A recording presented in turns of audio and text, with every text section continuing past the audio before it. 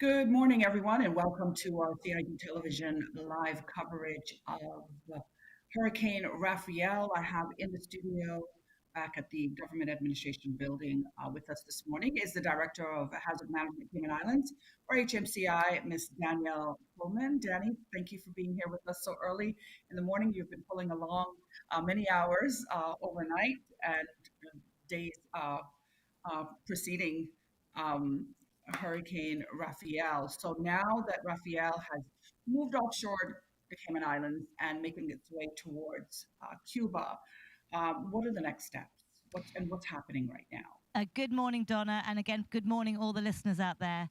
As Donna says, it's been quite a long night in the NEAC, the National Emergency Operations Centre. Again, it's been fairly quiet, despite obviously long hours, but fairly quiet given that we haven't had too many issues throughout the night.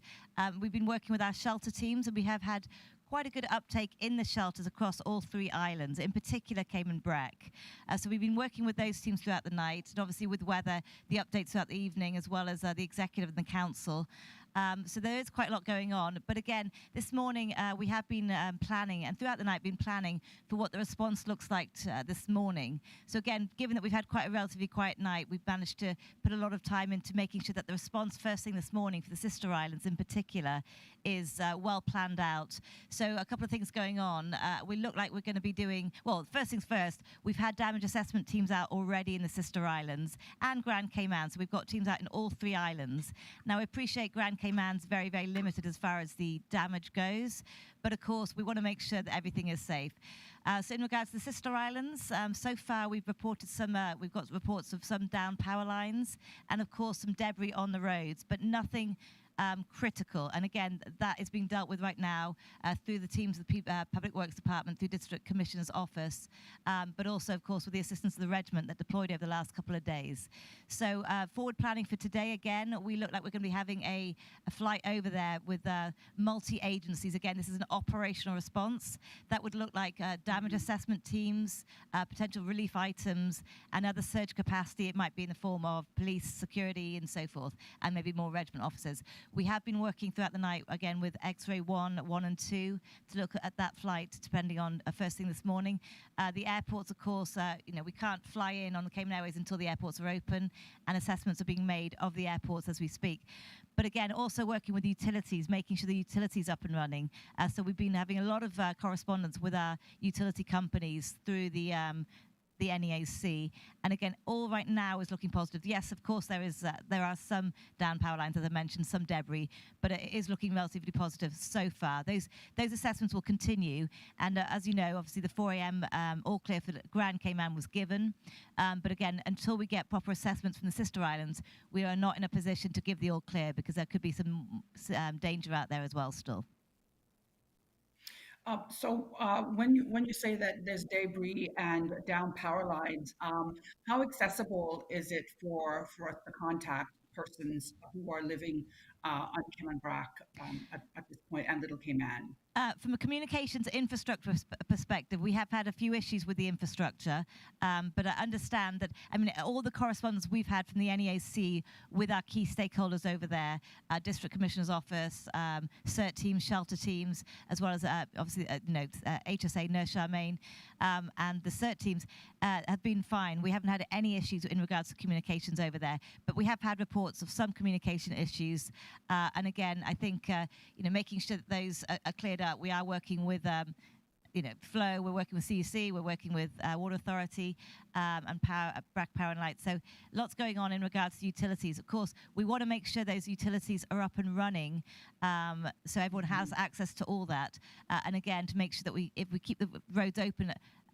Before we open the roads, again, trying to get as much of that utilities and debris cleared beforehand is going to be helpful. Also for first responders, we haven't had any reports of any casualties throughout the evening. However, if we have anything this morning, we want to make sure we can respond accordingly with as much access to the roads as possible. But again, that's just the sister islands. We are having that conversation in a couple of minutes, really, in regards to what that looks like for the all-clear timing for the sister islands. But that will depend on what damage assessment teams come back to us with. Okay.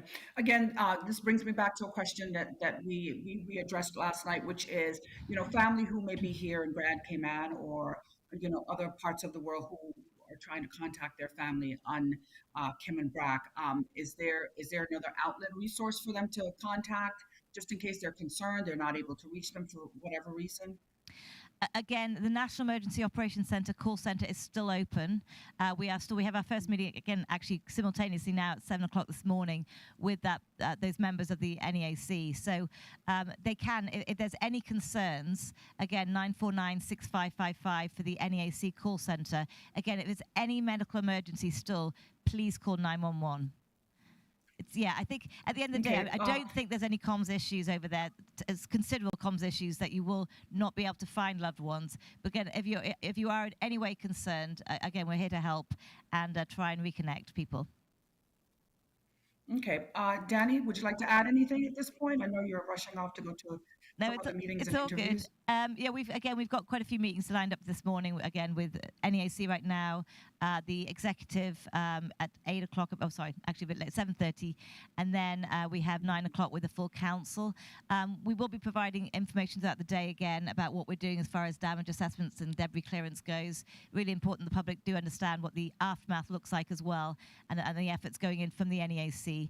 Again, I just want to thank the public for being so diligent over the night, because again we've had very, very few incidents of people being out in the roads and people misbehaving per se. So I'm really, really grateful for everyone for abiding by this shelter in place, largely by that advisory. And again, just please stay safe. There is going to be debris in the road today. There are going to be potential, areas of flooding and so forth, potholes. So please, please drive safely in Grand Cayman. Again, that's the all clear has been given for the Grand Cayman. But please be careful. Please be courteous to each other.